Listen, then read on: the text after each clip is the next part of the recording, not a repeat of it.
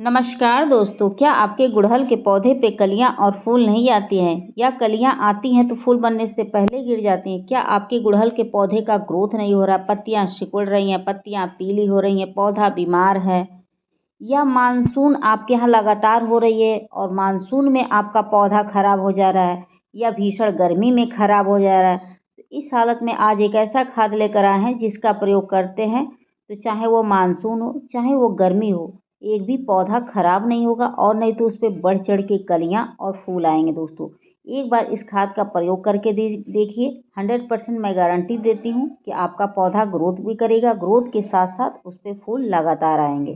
ठीक है, तो चलिए इस खाद का प्रयोग करने से पहले पौधे की देखभाल कैसे करनी है ताकि पौधे की ग्रोथ अच्छे से हो। ठीक है, सिर्फ खाद दे देंगे उससे नहीं होती है ग्रोथ, कुछ और भी चीज़ों की अहम भूमिका होती है। तो सबसे पहले बता दें दोस्तों, अगर आपने पौधा गमले में लगाया है तो एक बात का ध्यान रखिएगा कि पौधे की मिट्टी में हमेशा पानी चेक करके दीजिएगा, ओवर वाटरिंग ना करिएगा। ओवर वाटरिंग करेंगे उससे भी कलियां खिलने से पहले गिर जाएंगी। ठीक है, और पानी की ना कमी करना है ना अधिकता करना है। अधिकता करेंगे तो प्रॉब्लम आएगी और कमी करेंगे तो प्रॉब्लम आएगी, इस बात को ध्यान रखिएगा। दूसरा काम यह करना है कि अगर आपने गमले में लगाया है पौधा तो महीने में कम से कम 2 बार पौधे की मिट्टी में खाद जरूर दीजिएगा।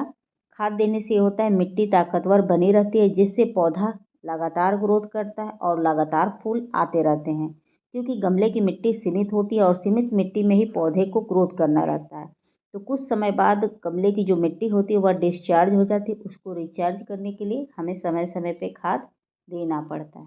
ठीक है, उसके बाद महीने में एक बार मिट्टी की खुदाई जरूर करिएगा। मिट्टी की खुदाई करने से मिट्टी की उर्वरा शक्ति बढ़ती है, जिससे पौधे का समुचित ग्रोथ होता है। ठीक है दोस्तों, यह जरूर करिएगा।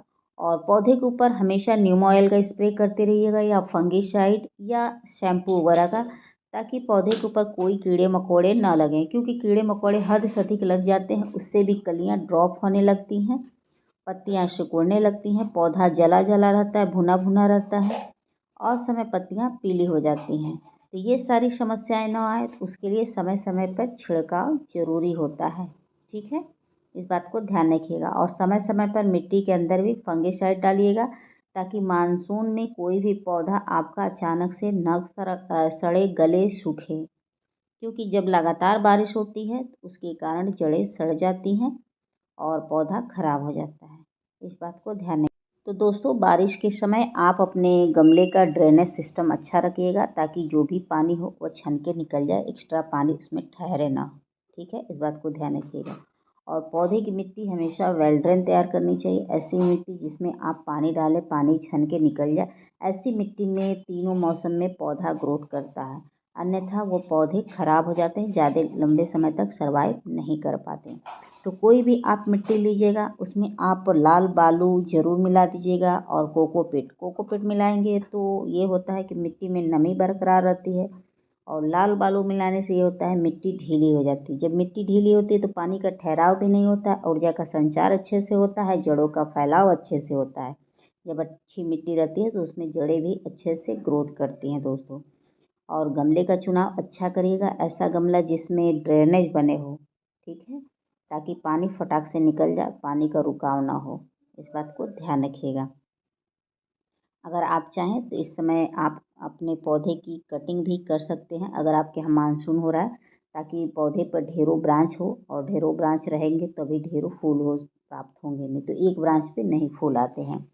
तो सबसे पहले मैंने खाद ये दोस्तों लिया है, ये मस्टर्ड केक है, यानी कि सरसों की खली। तो अगर आपके यहाँ लगातार बारिश हो रहा है तो आप सरसों की खली लेकर और मिट्टी में दबा दीजिएगा। इसको डालने से ये होता है, जो पौधा ग्रोथ नहीं करता है, जिस पौधे पर कभी फूल ना आई हो, पौधे में हरापन ना हो, पौधा बुरी कंडीशन में हो गया हो, तो इसको आप चाहें तो लिक्विड फॉर्म में डाल सकते हैं, और चाहें तो ऐसे तो छोटे छोटे टुकड़े करके मिट्टी के अंदर दबा दीजिएगा।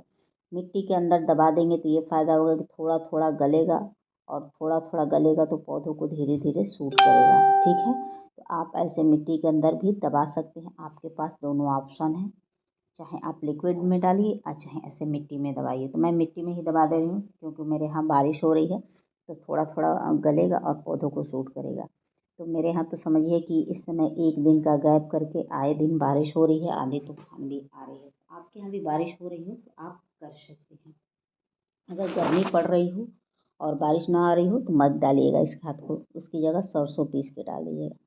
उसके बाद मैंने ये नीम खली लिया है दोस्तों। अक्सर बारिश के मौसम में मिट्टी के अंदर कीड़े मकोड़े उत्पन्न हो जाते हैं, उसको दूर भगाने के लिए नीम खली डालना बहुत ही ज़रूरी होता है। नीम खली डाल देते हैं तो जड़ों में कोई कीड़े मकोड़े नहीं लगते हैं, जिससे जड़ें सुरक्षित रहती हैं। जब जड़ें सुरक्षित रहती हैं तो पौधा भी सुरक्षित रहता है दोस्तों। तो नीम खली का प्रयोग आप अपने सभी पौधे में कर दीजिएगा। ए टू जेड कोई भी पौधा हो, अगर लग रहा है कि इसको में कीड़े मकोड़े हो गए हैं या नहीं भी लग रहा है तो मेरे मेरे कहे अनुसार आप ज़रूर डाल दीजिए, ताकि कोई चांस ना हो कीड़े मकोड़े मिट्टी के अंदर उत्पन्न होने के। ठीक है, इससे पौधे आपके सुरक्षित रहेंगे।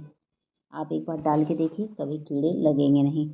उसके बाद दोस्तों चलिए अगला दिखाते हैं। उसके बाद मैंने ये सोडा लिया है दोस्तों। सोडा एक तो फंगिसाइड का काम करता है, दूसरा मिट्टी को स्वस्थ रखता है और पौधे की ग्रोथ को बढ़ाता है, जड़ों को सड़ने से बचाता है।